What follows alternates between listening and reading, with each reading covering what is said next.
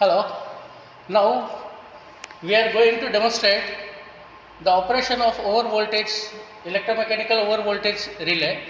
This is the electromechanical overvoltage relay. It is Electromagnetic, and here there we are having two parameters: plug setting multipliers. We can see here there are plug setting multipliers, and here over upper part we can see a circular notch which can be used as time setting multiplier. This relay is having a base voltage of 110 volts AC, and above 110 volts it will consider every voltage as a fault voltage.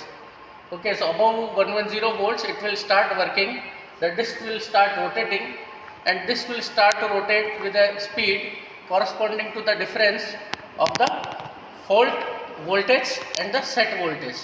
The voltage can be set through inserting these plugs to these notches. Okay. In the next section, this is the power supply section, from which we will get the input power supply of 230 volts. Here it is an auto transformer. This auto transformer will be used to increase the voltage above 110 volts. This is the voltmeter where we can record the fault voltage, and the time totalizer, the work of time totalizer is to totalize the time of fault and the tripping time of this relay. This will be the contactor circuit, making and breaking circuit of this particular relay. So here we have to make the connections as per the diagram given. So as we know, the base voltage of this relay will be 110 volts AC. So the set voltage should be greater than 110 volts. So for that purpose, what we are doing is, I increase the output of this auto transformer, what we can see here in the voltmeter, and I am increasing it above 110 volts. Let's say I have kept it to 190 volts. So, and this should read 0. Press reset button to keep it in 0.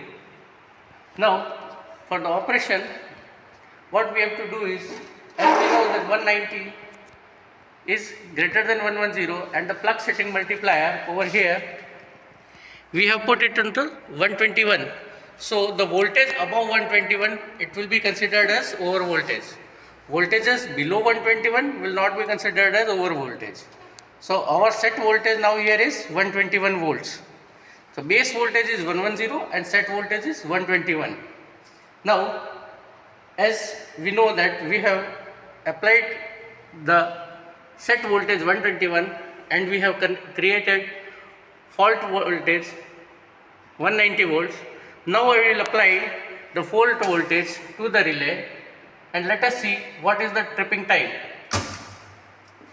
So as we can see, the voltage is applied to the relay and the timer is noting the time, and one can see here it has taken 6.2 seconds to trip. Now again I will apply the same voltage and show what activities goes inside the relay when I put the fault voltage to the relay. So let us focus inside the relay. See, over here a disc is rotating, and the disc goes up till end and connects to a plunger which trips the circuit through a contactor. And again we can see here the time is noted for the creation, between the creation of fault and when actually the relay was, this unit was tripped. So that time is counted using this time totalizer, and we have to press reset to make it 0. So this is how we make readings. So we have to keep around 5 to 6 readings by decreasing the voltage every time, and so this will be your fault voltage, this will be your time del t, time taken, this is the set voltage. So we have at last we have to make a graph between del V, that is difference between fault voltage and set voltage, and the time taken for every corresponding value. Likewise, we have taken previously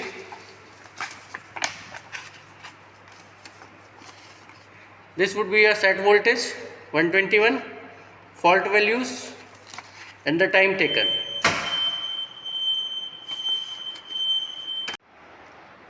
Hello.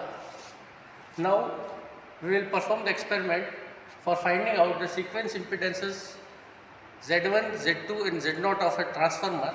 For the purpose, we are having a 3-phase supply, voltmeter ammeter, a power meter and a transformer which is having, this is a 2 kV transformer over here, which is having 415 volts input and 230 volts output per phase, phase to phase.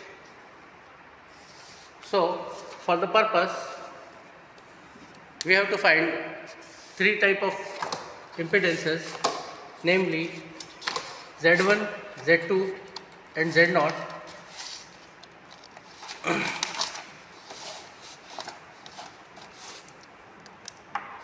So these are called positive sequence, negative sequence and zero sequence. Positive sequence impedance, negative sequence impedance and zero sequence, Z1, Z2 and Z0.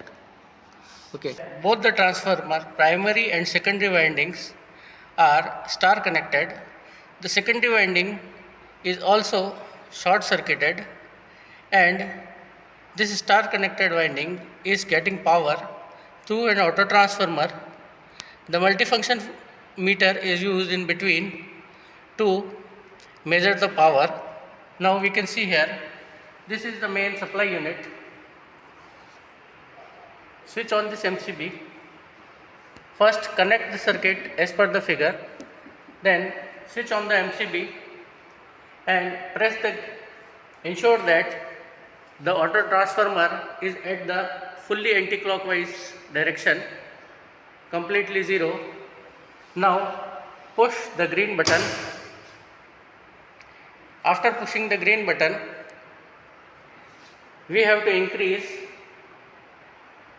the voltage, and as we know, the transformer is short circuited. The short circuited current of this transformer is 2 amperes. So we will increase very slowly and put an eye on this ammeter. As soon as this reaches to 2 ampere, we will hold our hand and measure the voltage and current values. Let's say it is V is equal to 18 and I is equal to 2 amperes. So by putting these values inside this formula, we will get the positive sequence impedance of the unit of the transformer. As we know, the transformer is a static device.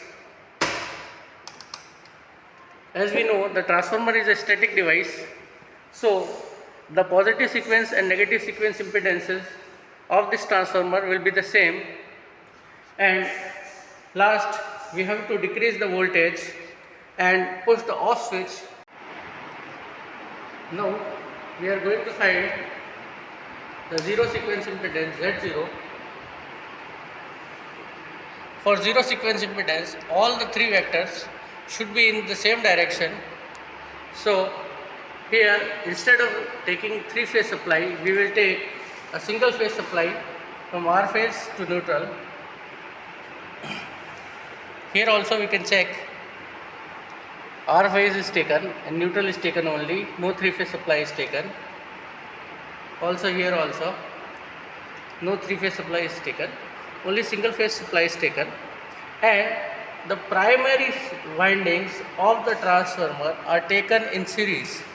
See, what we have done is we have taken the primary windings in series, and the secondary winding is short circuited like this.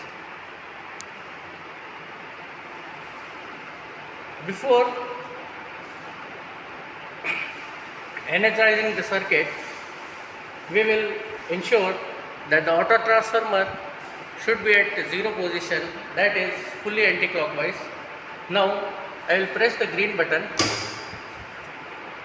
and we can see this auto transformer is ready to give supply. Now I will slowly increase and make this ammeter to reach 2 amperes.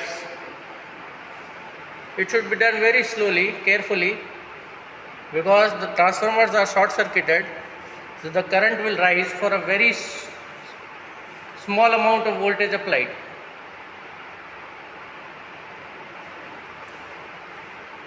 So here we have reached the rated current value 2 amperes. So we will note both the values of V and I, that is 28 volts and 2 ampere current.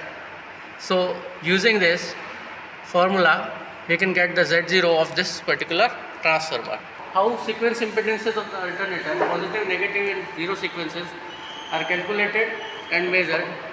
For the purpose we are having this unit which is having the main incoming power supply, 2 pole, 2 sets of voltmeter and ammeter, 1 set of multifunction meter to measure power. This is our dimmer. This is the auto transformer with a current capability of 2 amperes, 0 to 230. This is the panel for connection of motors and alternators. Now, and this is the DC drive. This is the power supply for running of DC machine. For transmission lines and transformers, positive sequence and negative sequence are equal, as both are the static machines. But for alternator, as it is a rotating machine, so the positive sequence and negative sequence impedances would never be equal. So we have to find it differently. For the positive sequence impedance, let's start for the positive sequence impedance.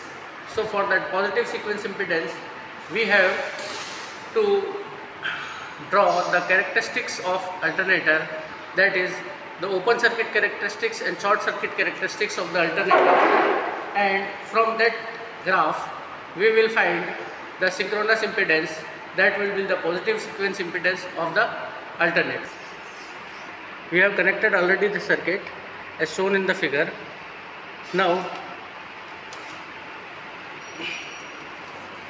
switch on the 2-pole MCB. Before that, ensure that this variac is fully anti-clockwise, that is at 0 position, and this drive is also at 0 position before starting the switches. Now switch on this MCB. The unit will be get power.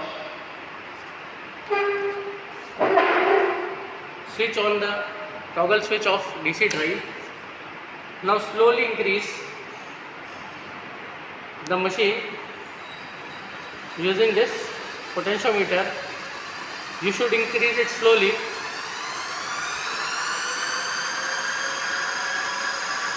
Now we are getting some voltage. This is the residual voltage of the alternator. This is open circuit condition and we are getting a residual voltage. Now we have not applied any field current. This is the residual voltage. Here increase the field current. The field current you can note in this multimeter.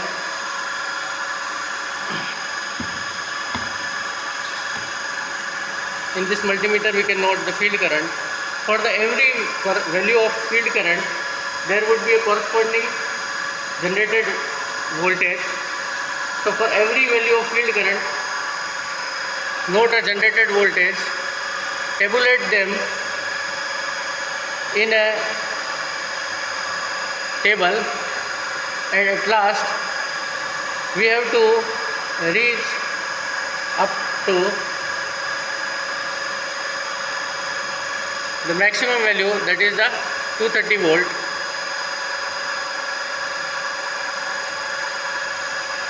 So we are making a graph between IF, field current, and the generated voltage. using this auto transformer. Now decrease the auto transformer fully. So this exercise will give you a characteristics for open circuit voltages. Switch off. Again decrease the voltage of DC drive. Switch off the DC drive. Now we have to draw short circuit characteristics. For short circuit characteristics, we have make the diagram, make the connections as per this circuit shown in the figure, which is in the manual supplied by the manufacturers. So here we are making the same circuit.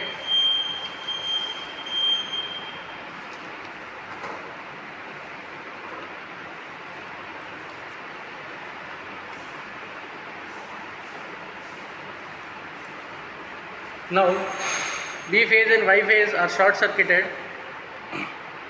and R phase should also be short circuited.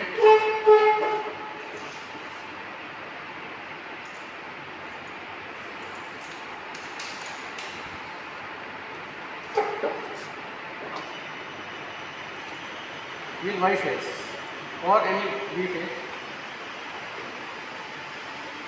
Now again the same process we will start. So ensure that this is at the 0 position and this auto transformer is also at the 0 position, and our concentration would be at the ammeter.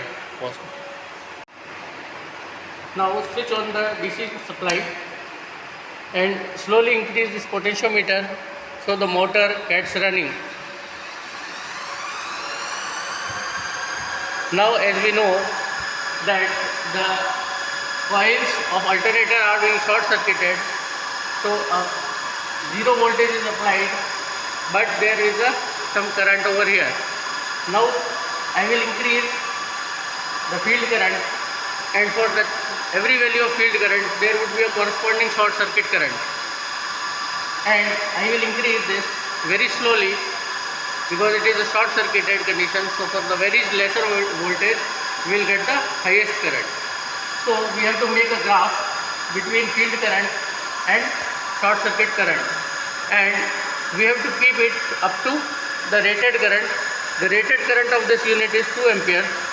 So we will make a graph between the field current IF and the rated current like this. So for every value of field current there would be a rated value of current IA, and we have to make a graph. So now decrease this and make a table of all your values. Reduce this potential and switch off the DC drive. From this data we will have a graph of OCC and SCC like this. For negative sequence impedance, we have connected the circuit as per diagram given in the manual. Now we will start the unit by putting on this MCB, and before starting the motor we will ensure that the output, this potentiometer of DC drive, is at the fully anti-clockwise direction, and the variac should be at fully anti-clockwise direction. So both are at 0 voltages. Now I start the DC drive and increase the potentiometer so that it should be done very slowly, and increase it up to 100%. As we know,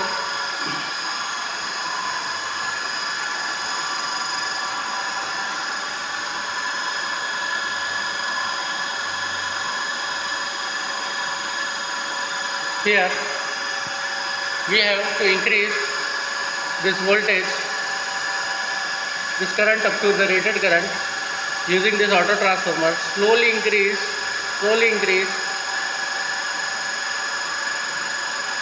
up to the rated current.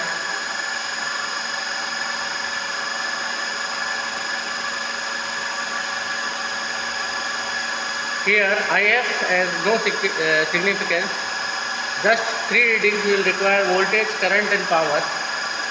So this is the, here we have reached the rated current. Now take the readings of voltage, current and power, that is 270 volts. Okay. Now reduce this excitation.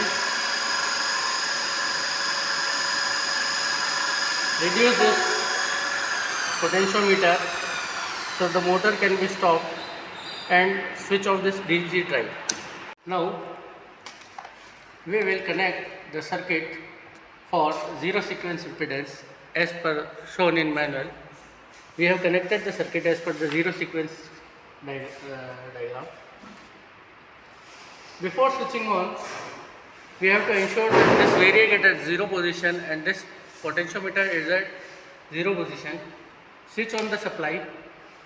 Now, as we know that for zero sequence, all the 3 vectors are in same direction for the device. So here we have made all the coils of alternator parallel, and we will provide a 2 ampere current inside this parallel combination.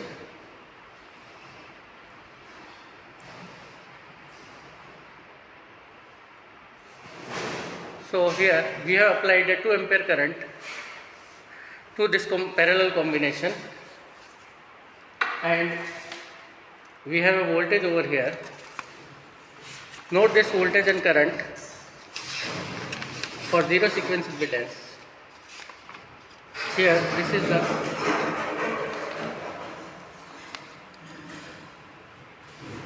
connection. So variac, output of variac is provided to the parallel connection of all the 3 coils of alternator, and the field of alternator is short circuited. From this we will get Z0 is equal to 3E upon I. In this unit we will study about the 3 faults of transmission line, which are called unbalanced faults, like line to ground, line to ground, line to line and line to ground, LG, LL and LLG faults. What is the behavior of line when these faults occur, and how these are calculated with help of the sequence impedances of the line.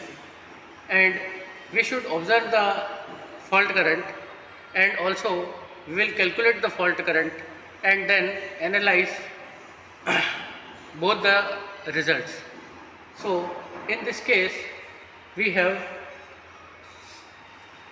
the unit for line fault simulator here, which is having a 3-phase input supply panel, 3 units for voltmeter and ammeter for each phase voltmeter and ammeter. This is the load section for using 3 bulbs for all 3 phases, and this is the fault section where the simulated fault for line to ground, line to line and line to ground can be simulated using this switch S1, S2 and S3. Here we would put some fault impedances Z1, ZF1 or ZF2. The ZF1 or ZF2 would be a load rheostat of 100 ohms, and for that we have made a mock transmission line. You can see the transmission line simulated model over here, where the value of R, value of L and value of C can be noted as written here. So this is a simulated transmission line on which we will put the faults and see the behavior of the line. So for conducting the test, prior to that we would ensure that the variac knob is at anti-clockwise direction, and The rheostat is at its maximum position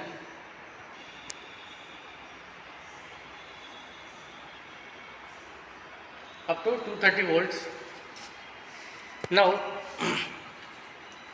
here, as we know that we are going for line to ground fault, this earth connection is connected to the earth of your entire power supply. So this is the grounding pin. So from line to ground a fault will occur, and we have put impedance ZF2 in between, so the current can be regulated. Now for the LG fault, before LG fault, this is the current for R phase, this is for Y phase, this is for B phase. Now we can see before fault there is no current, so now I put a fault over here, and let's see, this is the fault current, and the applied voltage is 230 volts, and the fault current when I press this switch for LG, this is 1.185. So we have to note both the voltage and current. Switch off this supply. Now using the formula which is given in the manual, the IF value for IF we have observed is 1.185, and again we have to calculate the value of IF using this voltage, and the impedances we have already given in the manual. For LL fault, connect the circuit as shown in the figure. Put the resistance to ZF1 position, as we know that the LL fault is between Y phase and B phase, and the switch S2 is there, and this is the fault impedance ZF1. So ZF1 we have to plant it here. Now we can see the initial voltages for Y phase and B phase is around 230 volts, and current is 0. So now I put a fault, and we can see there is a current 1.286, and just remove the fault. Note down this current and the voltage value and tabulate it. This is the observed IF, and now calculate the same using this formula, where ER is the voltage of R phase, Z1, Z2 and Z0 are given in the manual only. Calculate using this. This fault current IY should be equal to fault current what we have observed in the meter. After that we will go for line to ground fault. For that we have to put the impedance again to ZF2, and here